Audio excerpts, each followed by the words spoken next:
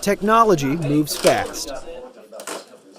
Without a picture, you might forget the details of even the recent past.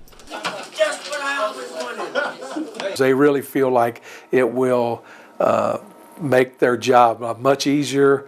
It will refute some false claims, and they're just absolutely thrilled to have them for a department our size. A department of 20, a town of just more than 8,000. Boonville bought a body camera for each of its officers. 13 through a state grant costing $10,000 and 7 from the city costing $5,000. It'll just take away a lot of that he said, she said, they said, I said. You'll know what the officer said. Boonville received the grant from the Department of Public Safety's Local Law Enforcement Block Grant. ABC 17 News took a look at the departments trying to make the same move. In 2014, 68 police departments and sheriff's offices requested money for a total of 505 body cameras. But only 8, including Boonville, actually got the grant. That I think they're going to be becoming more of the norm, you know. When you get issued, you know, your duty belt, your gun, you also get issued a body camera. In St. James, Chief Ron Jones has been using body cameras for several years, and they record everything, from the moment the officer gets to the scene to the moment he or she leaves. That means potentially logging and filing hours of video for just one call.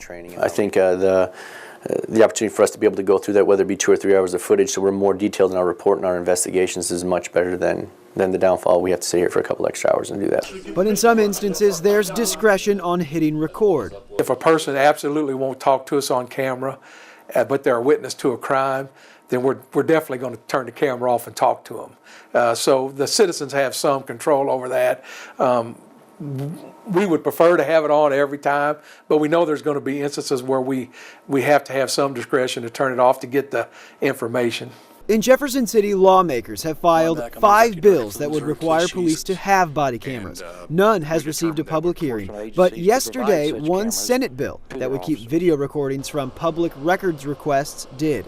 By not making this video public record, it kind of seems almost useless to even have body cameras when the purpose of a body camera is to create a system so that we can go back and look and see what happened. It's not just the police said this happened and the person that they're interacting with said this happened. People don't have an expectation of privacy when you're out in the public and places like that. But inside your house, if we're just there investigating a simple, say we're investigating a burglary at your house, I don't feel like your neighbor ought to be able to get that video and look in on that. Accountability will come at a cost. It's not a cure-all. The camera's not going to catch every single thing, but it's better than what we have now.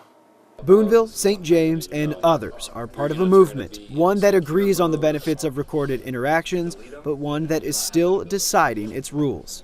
I hope that I conduct myself and my officers conduct themselves in a way that it doesn't matter if they record or not. A report from the Department of Justice on body cameras says a police department that deploys body-worn cameras is making a statement that it believes the actions of its officers are a matter of public record. Right now, video from body cameras can be found by an open records request, but should there be limitations to that openness? That Senate bill is still awaiting action in its Senate committee.